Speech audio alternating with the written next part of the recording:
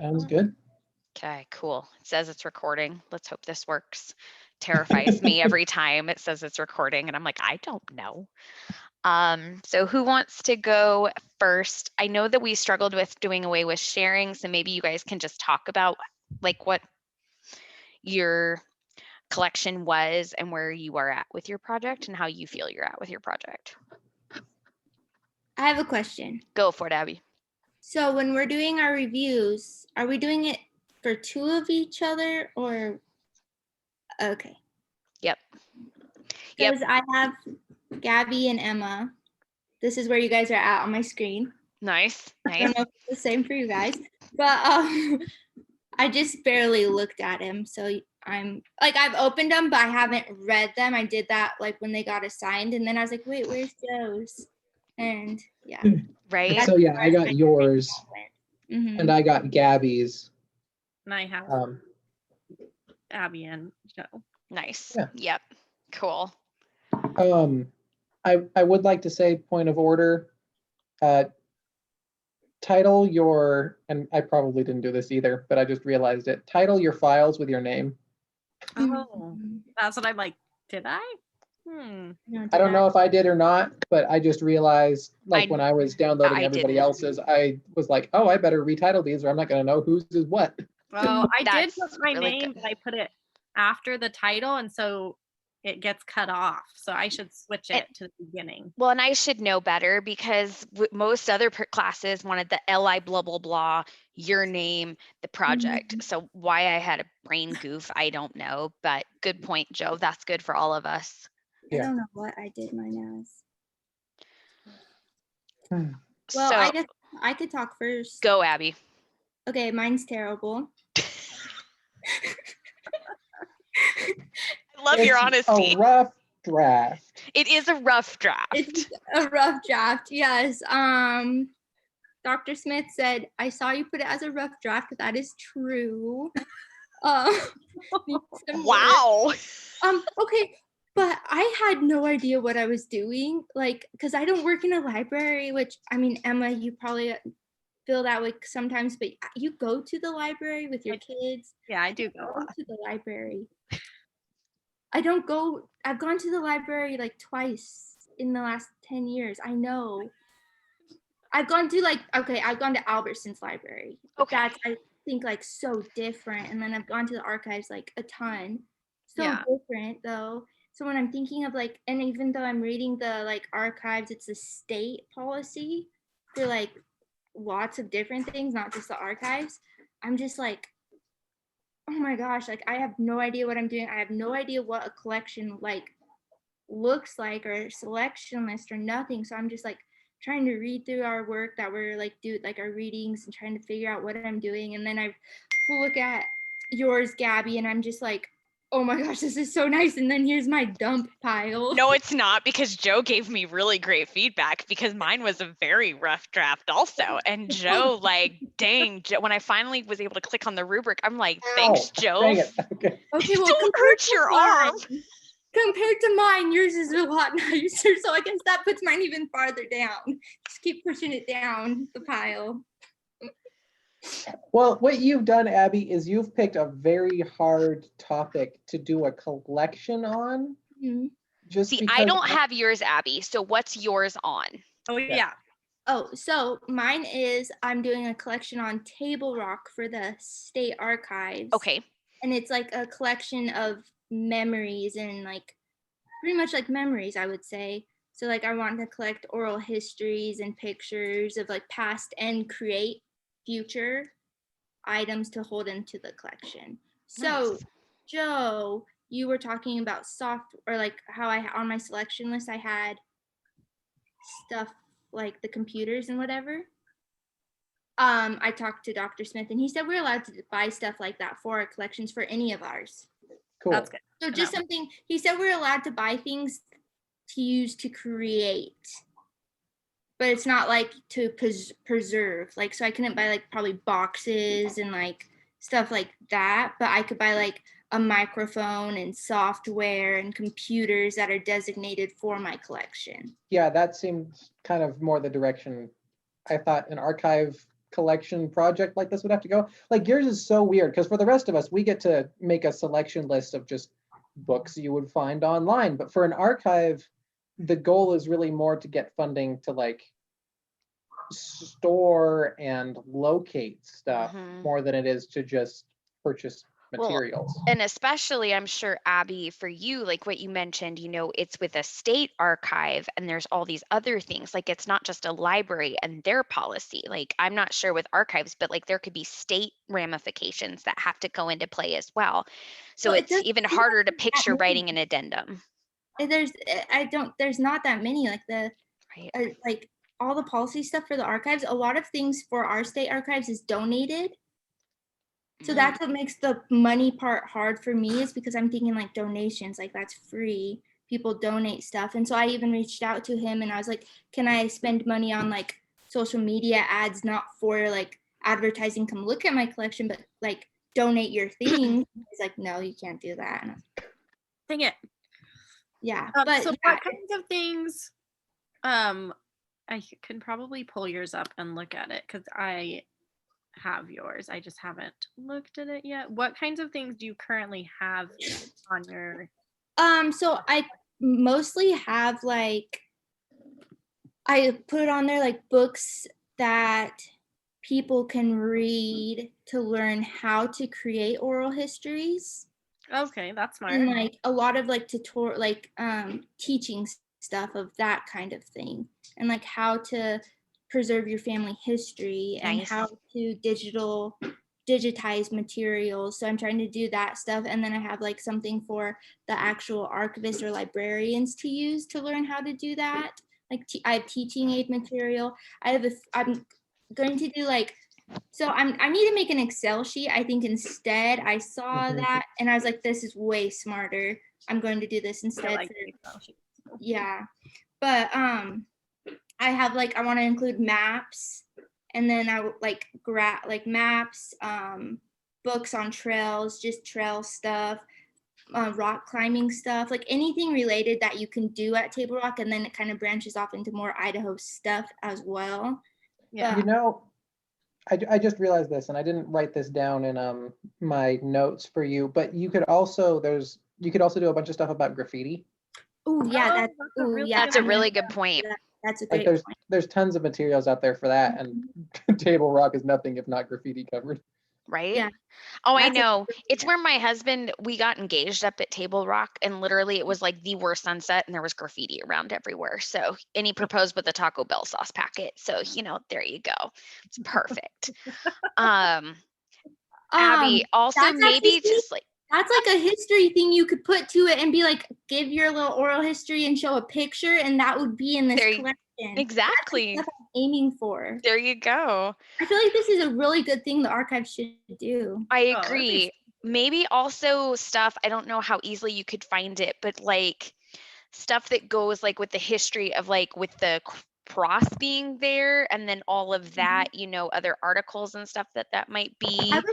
I was trying to look for that too, and like the creation of Table Rock. Like there's not a lot of history at all. There's like there's free websites. So I was like thinking I'd make like a list of websites for if people did use the computer specific for this, they can get on it to look at the website stuff too, to learn about it.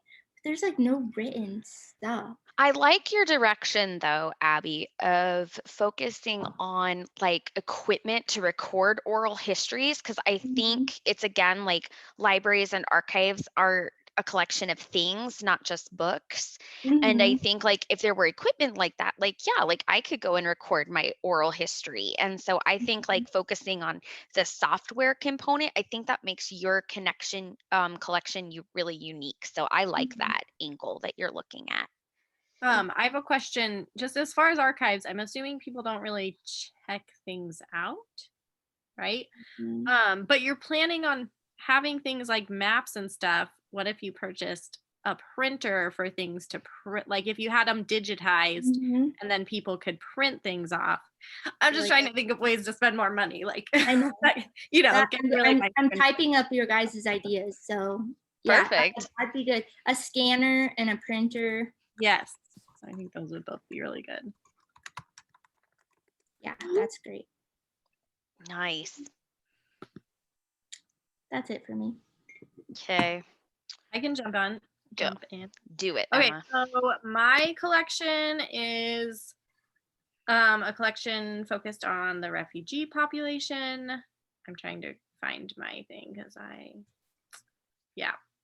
anyway, and trying to just meet some of the like language needs. Initially, I had wanted to just do like newspapers and periodical type things from people's home countries and in their home languages. That stuff is really hard to find, especially when you don't speak the languages. So I haven't really found much there. I did say in my like addendum that we would have to work with people in the communities to help us find that. And then like even what I was finding online, a lot of it didn't look like we would have to pay for it. Like we could probably just have a page of our website that had internet access to it. I don't know. So that didn't really go well. Professor Smith was like, you could consider doing English language learning materials, which I kind of assume our library has some, but so I decided to go that route and did like, I found a couple of language learning materials that I thought would be good. And I also thought microphones would be good because there's studies. Oh, yes, Joe. What library are you doing this for? Hillcrest. Okay. Yeah. Because I know, I mean, that's my like neighborhood library, and our neighborhood has a lot of. I'm right by you. We're the same neighborhood, right? Pretty much. You're almost in the, library where all the fun library people are.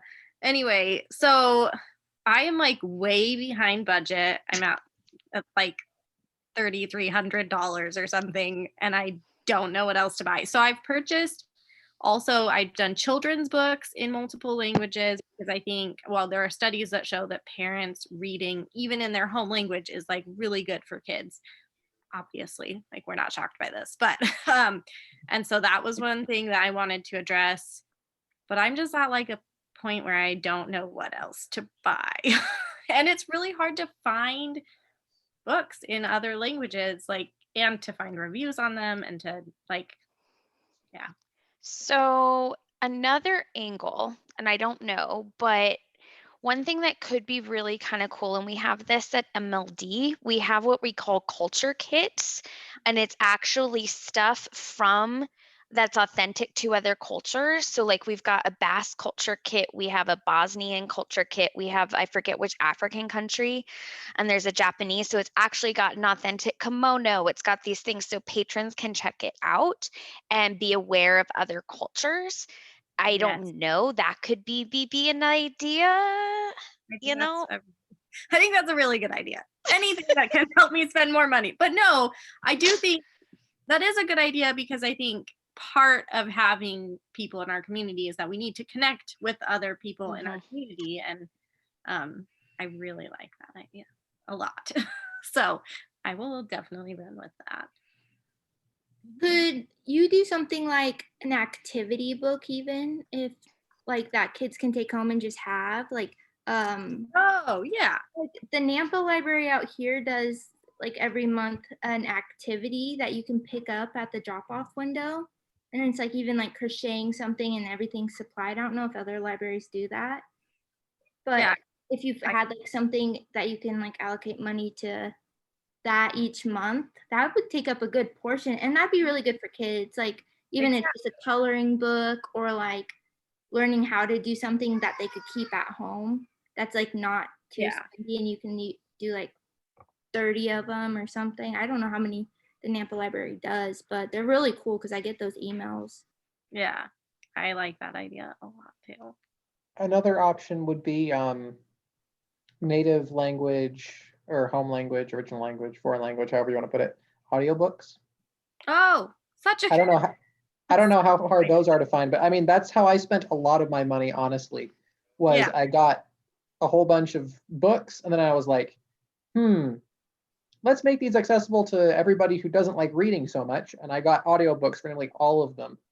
And really that was genius, Joe. That was genius.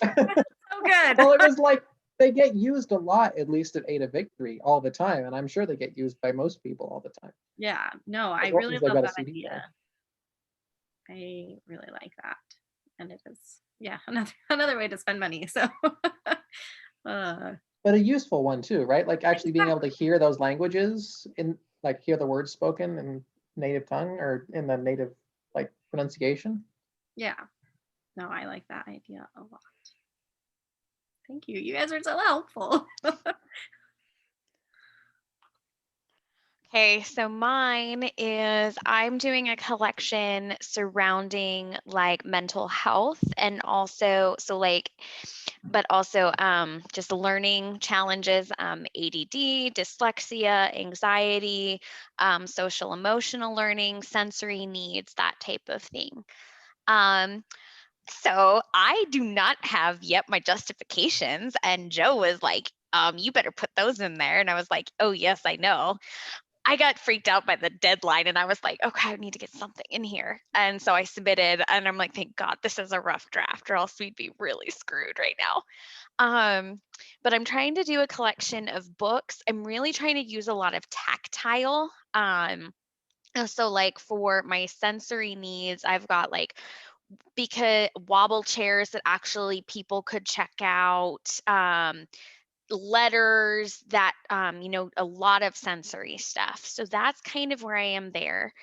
I'm also grossly under budget. I'm worse than you, Emma. I was at 2,700, so that's a problem.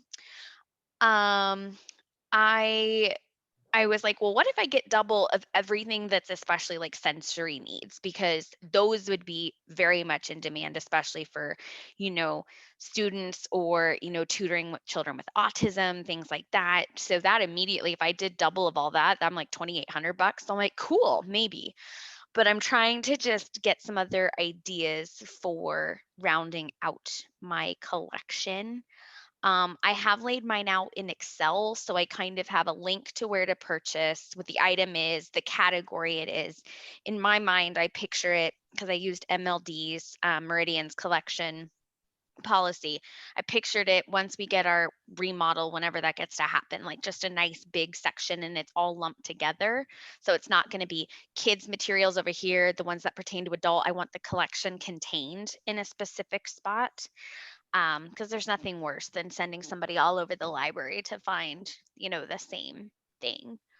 But that's where I'm at. So I would appreciate any other thoughts with spending money.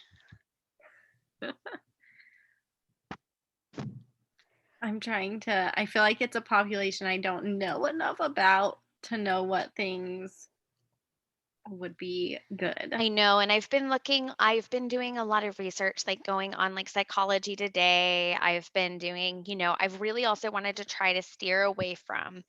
There are so many picture books and chapter books that pertain to certain topics. I thought of adding those, but I've put in my collection, my policy addendum, I wanted things that were more unique, whereas like those books can constantly be found, at other libraries. So I'm wanting to do things that are more different, but then again, I have a lot of books as well. So I might just continue to play and be like, and I'm getting two of everything, and here we go. Because I don't feel like, I don't know.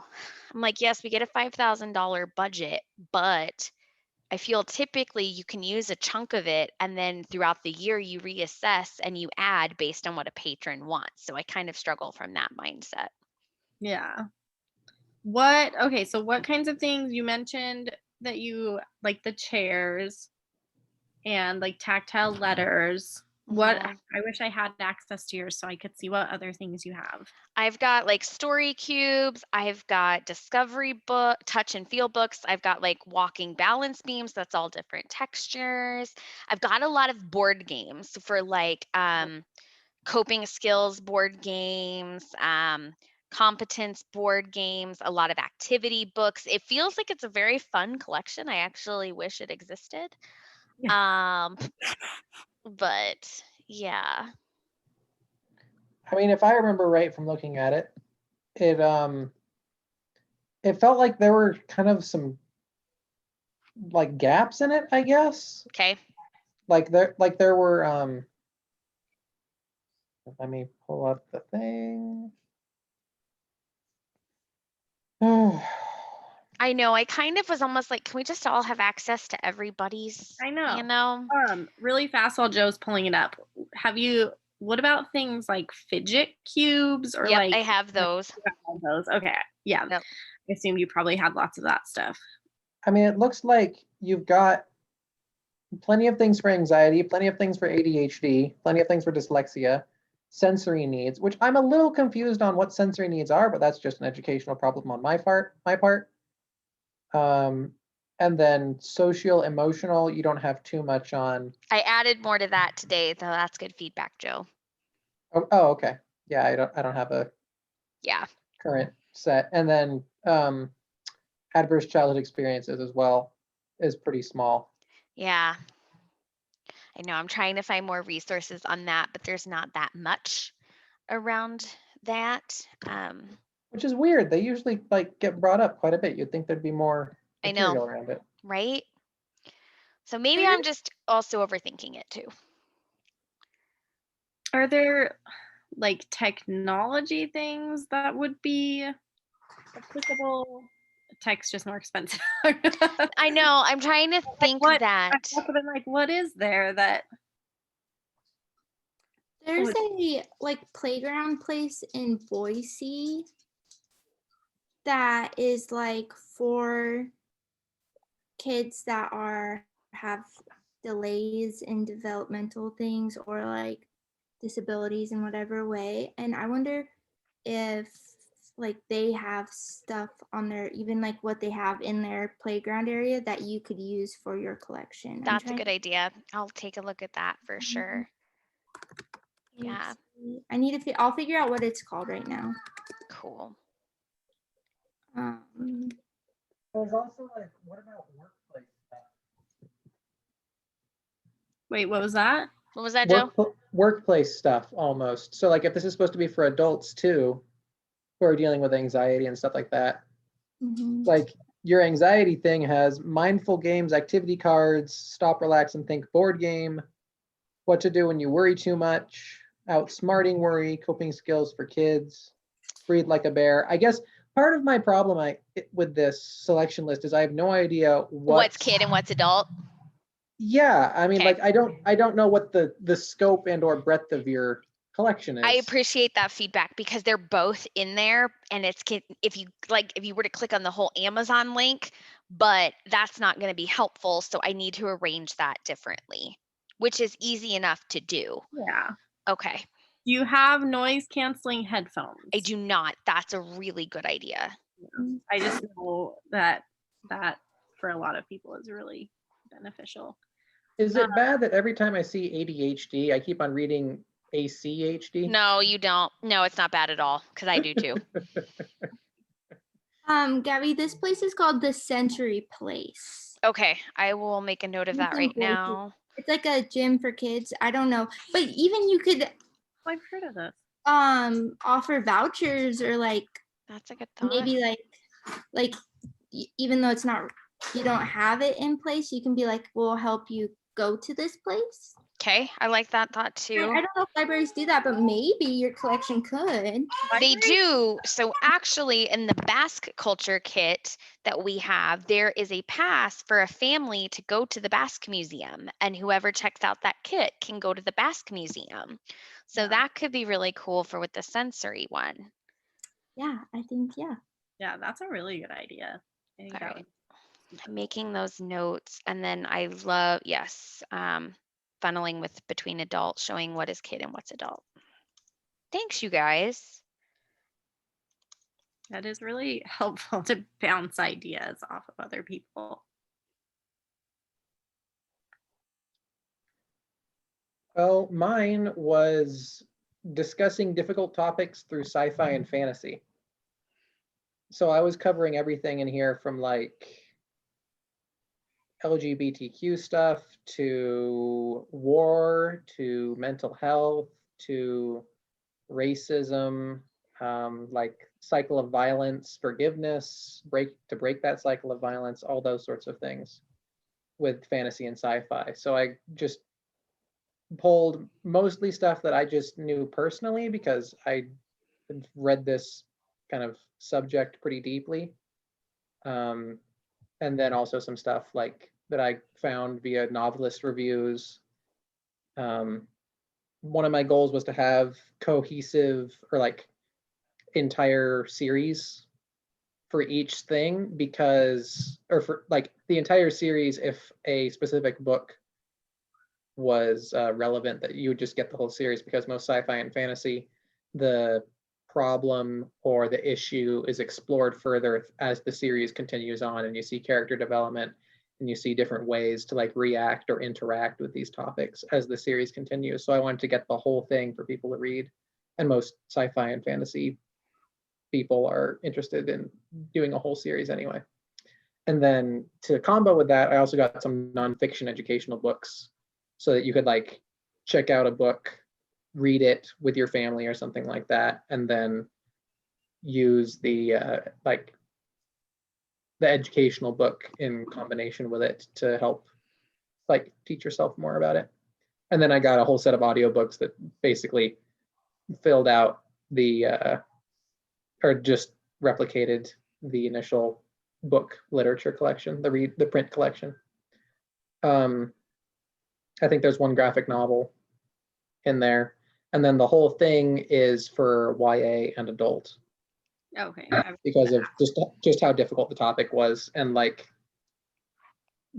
the sci-fi and fantasy that really addresses this stuff that I'm familiar with anyway is much more adult and YA than it is children's. So there's definitely some children's stuff that you could use instead if you wanted to. My one thing is I almost wanted to do like book club collections of a few key titles, and I ran out of budget to do that. You're the only one who was running out of budget. Well, I was like, I had a plan, and I just sat down and I was like, I'm going to spend $1,500 a day because I had like a week or something to get this done. And so I just sat down in my room and hacked it out, and then all of a sudden audiobooks took up $3,000 some odd dollars. Take up so much money. They because they're so stinking expensive. They are. Even worse, like there's some that are completely out of print, so Yep. some of those are completely estimated prices. I have absolutely no clue how to get physical audiobooks of some of those titles. I think because I had you, Joe, I really liked that a lot. The only thing would be for me was more of a layout thing of knowing what was audiobook, what was just doing the one document a little differently. I think I put that in my feedback to you. Yeah. I really liked your justification in its own document. I think I'm going to do mine like by section, like, and be like the justification for the anxiety, justification, whatever. But just knowing like this is all, a series collection. These are the audiobooks, that type of thing. But I liked your collection a lot. It made sense. Like you had a very firm direction on where you were going. I think because yours was lucky, you chose more specific than I feel the other three of us did. We did a little more general, which isn't bad, but yeah, I mean it's the old I'm sorry, my brain isn't doing this. It's the like narrowness thing where like as long as you've narrowed down your thesis a bit, you can find a whole lot more than if you make it really general and you it's just kind so of see true. it across the surface of everything, I guess. No, it's true. Feels applicable. I did get to read yours just today. And I did I had a couple of questions. You mentioned that you want it specifically to like Ada County Library. And I had a question. I mean, this is just a question that if it were real, would you you mentioned like, even if the books, you could find them in the Links Consortium, that you want them in that library so that they can be like a cohesive set. Would you still check them out as like to the entire consortium, or would they? I wouldn't have them circulate through the entire consortium. No, I would want to keep it as a cohesive unit that like we could maybe take to different branches within Ada community, but sending it out to the entire consortium would break up the series, and I think would kind of make the ability to like explore a specific topic through a specific series more difficult. Yeah. And then I think my other just like comment question thing. Well, I think it would be good as part of your justification. I was just curious if there is any like research out there that talks about the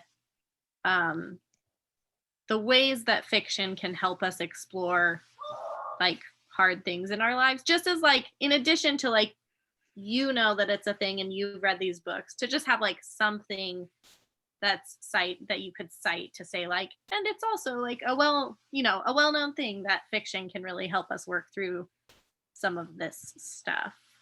Yeah. But no, your collection was really good, and you nailed and knew exactly what you were doing, unlike some of us. Well, I mean, me and Gabby both have the benefit of working in a library and knowing what a collection list looks like and what a selector's job kind of is and stuff like that. Yeah. So. Oh, I wanted to email my collection people though and be like, can I have your Baker and Taylor login? Can I have your Ingram login so I can get cheaper prices for this stuff, please? Wait, you want cheaper prices? I know, right? I don't know why I wanted cheaper prices. Just is that part of me? I'm like, I want accuracy, and I'm like, who cares? Go Amazon. I'll support, whatever. But no, I do think that is where, yes, Joe and I do have that advantage. But I think both of you, I mean, you're doing really, really great, honestly. I mean, and Abby has the hardest. I mean, you picked an archive and you went with it. I actually wondered if Joe was going to do something archive related. But I didn't want to put my foot in that mess, in all honesty. Abby, you're braver than me. I'm just a lot more, I don't know anything about a library, so I'd be like even more lost than I already am. I don't think you're lost. No, but it was a pleasant surprise when I got Joe's and I accidentally got the selection list before I read his justification. And I'm like, wait a minute, Hunger Games? This is not what I expected from Joe. What are we doing here?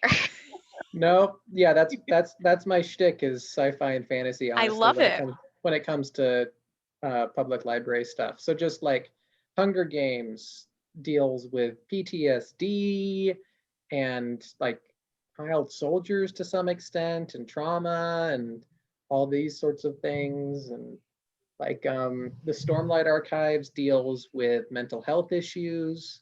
That's like one of the main like subplots of the entire series is Brandon Sanderson wants to address all these mental health things that like you never see explicitly talked about in other fiction. Right. No, I loved it. I thought it was really great. It just surprised me. And then I was like, oh, what's Abby's doing? And I don't get to see. And so, but this is really helpful getting to talk. I think we have until the 29th to submit it. I'm full disclosure, I'm probably going to work on mine over the weekend because I would like spring break, but we'll see how that goes. What is due on Monday? The peer review stuff?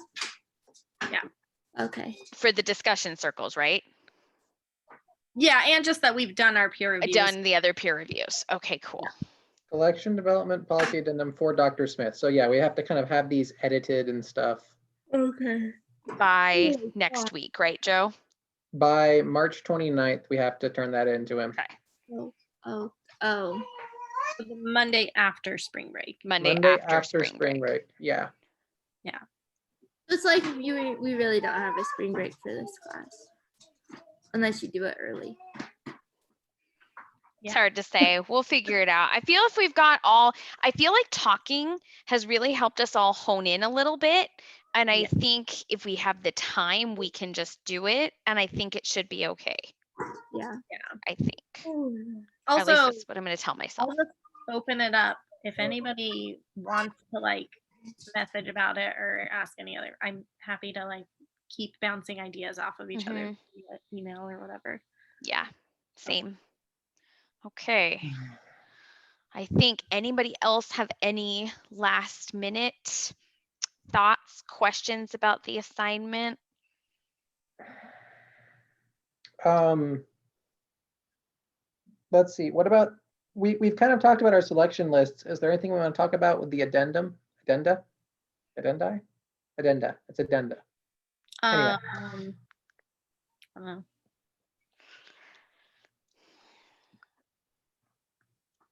Oh, I think I did have a question on yours, Joe. I think just in you have a section that talks about most difficult topics being like, these are like all the time, they've been happening to people for years. But so you say current hot button issues will not be favored for selection. I'm curious what that means to you. I mean, to me, it's just, I don't want the collection based on things that are just like most recently interesting or most recently covered by the media cycle, I guess, if that makes sense. Yeah. So you want a collection that more stands the test of time as opposed to a collection that is more caught up in the here and now a little bit. Yeah, like the goal would be to have a collection that I can that can be there and be added to, but isn't continually in flux all the time, so that somebody can see it and be like, oh, that's kind of interesting. And then they encounter this in their own life or something, or one of their friends does or whatever, and they can go back to it, and whatever they saw a year ago or whatever isn't just weeded out and gone in favor of something else that has come up in the news recently. Yeah. If that makes sense. Yeah. Is there a better way to phrase that? I just think when I was thinking about it, I was like, I felt like there are certain people who might read that and view it as like even would include like LGBTQ issues and act like just certain like belief systems who might view that as like, that's just a hot button issue. Like, that's not actually something that, you know what I'm like, I feel like maybe a certain amount, like it could be interpreted in a way that people would maybe argue with things in the collection as like, that's not just like a thing, that's just what the media is making a big thing and people are turning into a bigger thing. I don't know. So I mean, it's not like a big thing, but could maybe be reworded a little bit. Okay. So yeah, reword it maybe a little bit to, I don't know quite how to describe that, but basically make it sound a little less tiptoey or wishy-washy or something like that, to just say, maybe just remove that entirely and just say quick changes will not be made to the collection. Yeah. I think that, it might be a little bit less ambiguous. Okay. Yeah. Okay. I think if I did notice that I think both Abby and Joe talked about deselection or DX. I don't even know. Yes, that. And I totally forgot to like address that in mine at all. So I was like, oh, I definitely need to go back in and add something about that. And then Gabby talked about approval and stuff like that, and who was going to be managing the collection. And I thought that was pretty awesome too. Oh, so smart. I am writing those down because. So Joe, I had a question for you. Some effects of policy, you commented, some effects of policy decisions are a little vague. For instance, what's the reason for deciding on print versus digital? I'm trying to even remember where that comes into play, to be honest. Let's see. I like this overall. Wait.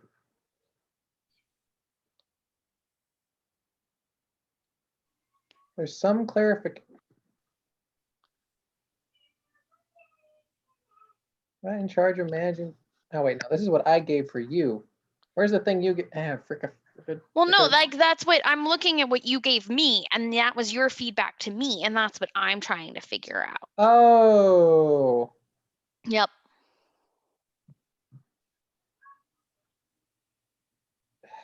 Okay, 1 second. No, you're good.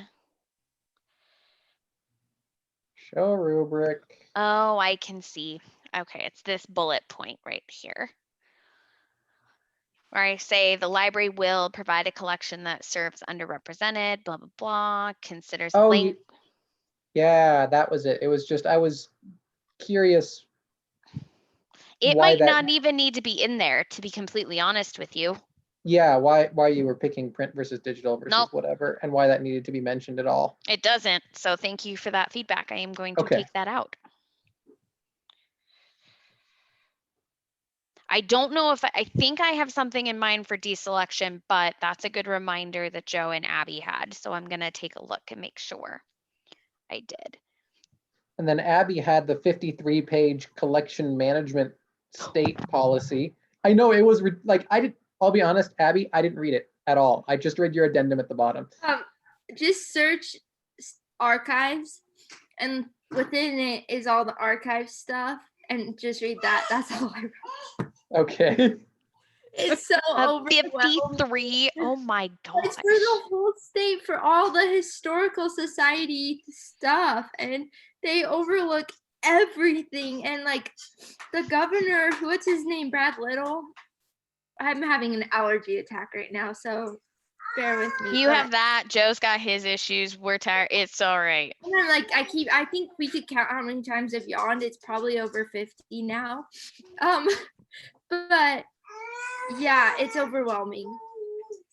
I emailed the archives to get that, and that's what he said. Someone from the archives sent that to me. So they don't have it posted on their website, just so you guys know. Or I couldn't at least find it. I told him I couldn't.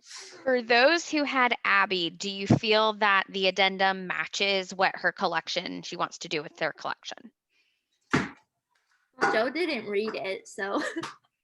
I didn't read the policy. But I read your I'm addendum. sure he read the addendum. Yeah, I read the addendum. I just didn't read the like whole policy at the top. I haven't read through Joe's feedback yet either, so I haven't read through anyone's. If I don't know, you posted it, Emma. I read what you did on my something. I think I don't remember. I did just post something, right? Did I? I don't know. Did I? I'm like, Don't ask me. My brain is gone right now. We're a great crew. Okay, I'm trying to pull up Abby's really fast. Well, and Abby, if it makes you feel any better, I didn't read Emma's was an 8-page document, and I'm like, where's the addendum? It was at the bottom, right? Yeah, it was. Okay. But I was like, man, this is one thorough collection policy, Boise. Okay, where did it go? Not that I found it.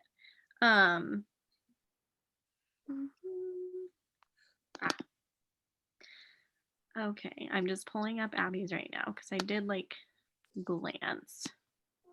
I think the main thing for Abby's is that she references a lot of stuff that's like higher up in the policy, but I don't know where to find all that.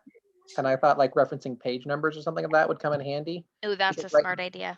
Yeah. Because right now that's the addendum just seems kind of sparse. It's just kind of like, we'll do these things according to the archives, and we'll be like trying to find materials for Table Rock. And that's it, which is fine when you have a 53-page policy already and you don't need to like, write anything extra aside from we're going to be doing this here, this person's going to be in charge of this, etc. No, Abby should write a 53-page addendum. What are you talking about, Joe? Yeah, you got to address every point, Abby. Yeah, I don't know about that. I did. Okay, part I have is already hard for me, so this is gonna be a struggle. I think you're on a great track. Yeah, I did have a question on yours, Abby. Just as somebody who doesn't like fully know how your collection will be utilized. Anyway, you just said nothing will be accessed if damaged or can cause harm under your collection development policies, and I wasn't sure what that was referring to. So I feel like that could maybe be elaborated on just for people who don't know as much. Me. Yeah, definitely. I think what I was thinking was that if like something is moldy or like torn or whatever, someone wouldn't be able to use it for their research.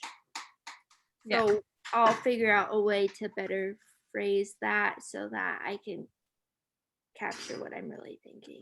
Yeah. But I think even just the way you said it now, like I'm like, oh, okay. That Yeah. makes Yeah, because I mean, you don't want a researcher coming in and opening something and there's like mold in it and they're like gonna get sick, or I don't know. When I was processing at the archives, I opened a book and it was full of mold and I was like, You. keep this in here or what? And then they kept it in there though, and I was like, Oh, great. Abby, if it makes you feel any better though, public librarians, the stories we find of stuff on materials. Even yesterday, I was handling a DVD and I don't know what I was touching on it. And I'm like, this is gross. I have literally had books with snot, throw up, blood, and poop. Just Preparing you to be a mom, I Yeah, guess. but That's my clean whole it up life before you right send it now. back to the library. I'm sorry. That is gross. That is, I mean, someone's species that you do not know. I mean, Nope. yeah, disgusting. But But mold. Nope. you're probably more prepared than some people. I feel like Idaho's preservation, like the Idaho archivists' preservation standards feel really low. I don't think they have like they don't have like, they're developing it still.